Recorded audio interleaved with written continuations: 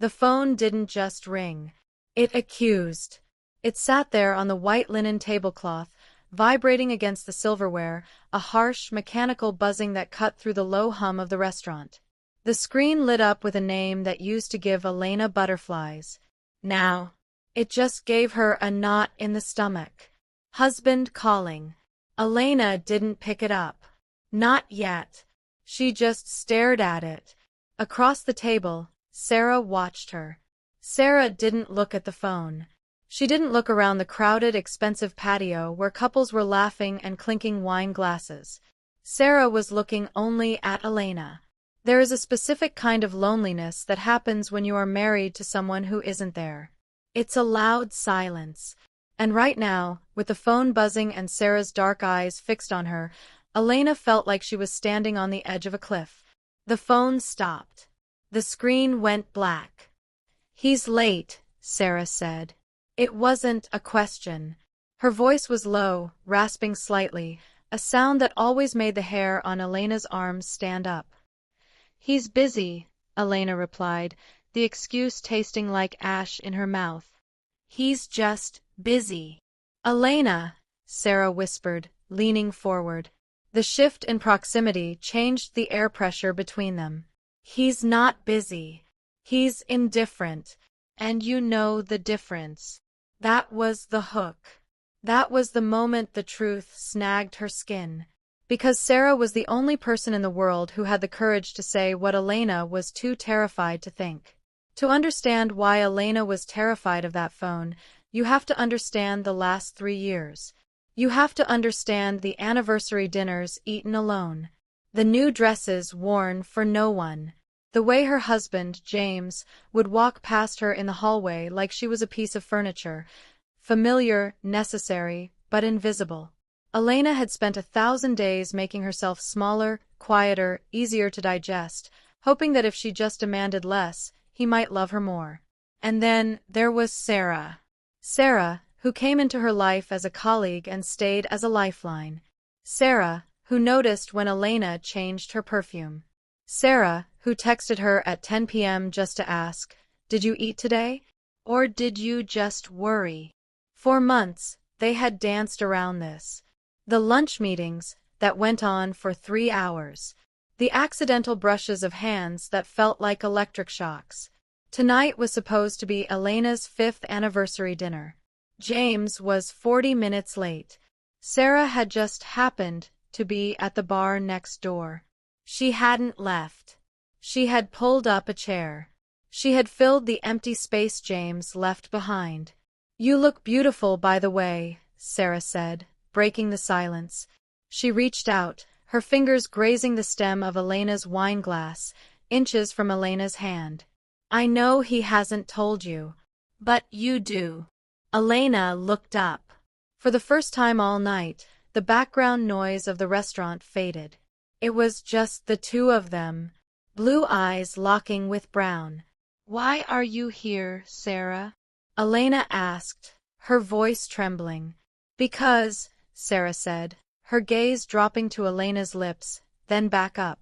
"I hate seeing good things go to waste."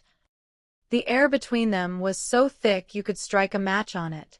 This is the danger of an emotional affair. It doesn't happen in the grand gestures. It happens in the quiet moments where you realize someone else holds the map to your soul, while your partner has lost the key. Elena wanted to reach out. She wanted to bridge the 3 inches of white tablecloth and take Sarah's hand. She wanted to know what it felt like to be touched by someone who actually wanted to touch her. "I can't do this," Elena whispered. She was pleading with herself, not Sarah. "I made a vow. To him." Sarah challenged gently. "Or to the idea of him. Because the man you made a vow to wouldn't leave you sitting here alone while the waiter gives you pity looks." Sarah's hand moved.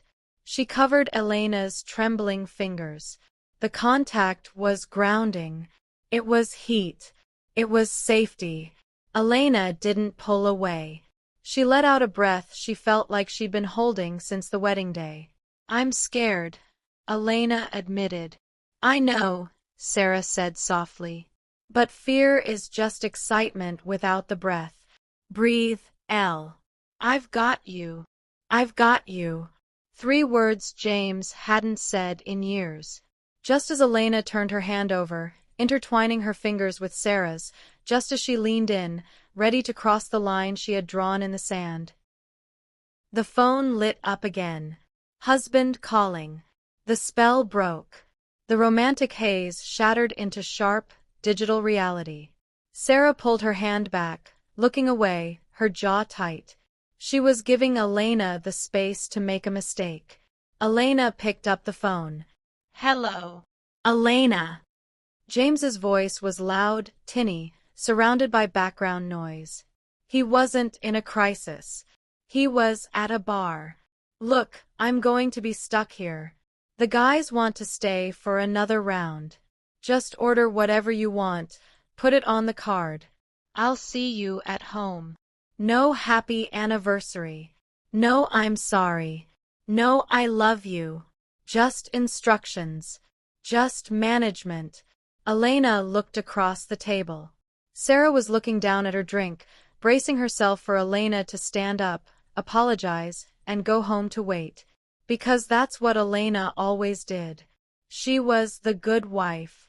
She was the one who waited. James. Elena said. Yeah. Make sure you pick up my dry cleaning tomorrow morning, too. I forgot. Elena looked at Sarah. She saw the way the candlelight caught Sarah's hair. She saw the patience in Sarah's posture. She saw a woman who would drive across the city just to make sure Elena wasn't eating alone. She looked at the life she was expected to live, cold, dutiful, empty. And then she looked at the life she wanted. No, Elena said. The line went silent on the other end. What did you say? James asked, confused. I said no. Elena's voice grew stronger. It wasn't loud, but it was steel. I'm not picking up the dry cleaning. I'm not ordering dinner. And I'm not coming home. Elena, don't start this drama. You're being ridiculous. For the first time in my life, James, she said, tears pricking her eyes, not of sadness, but of relief, I am being completely serious. She didn't wait for his response. She pressed the red button. End call. The silence that followed wasn't heavy anymore. It was light. It was empty, waiting to be filled. Elena put the phone down on the table. Face down. She looked at Sarah, who was staring at her with wide, stunned eyes. You hung up, Sarah whispered. I did. Elena smiled. It was a real smile, reaching all the way to her eyes. I hung up. Elena stood up. She didn't check her makeup. She didn't check the bill. She just held out her hand to the woman who had been waiting for her to wake up. Let's get out of here, Elena said. Somewhere without reception. Sarah stood, a slow grin spreading across her face. She took Elena's hand, firmly, possessively, proudly. They walked out of the restaurant, past the maitre d', past the couples who were pretending to be happy. They walked out into the cool evening air. Elena didn't look back at the table. She didn't look back at the phone. She didn't look back at the life she was leaving. She just looked at Sarah. And as they stepped onto the street, Sarah pulled her close, and the distance finally closed. She answered the call, and then she chose herself. She chose her.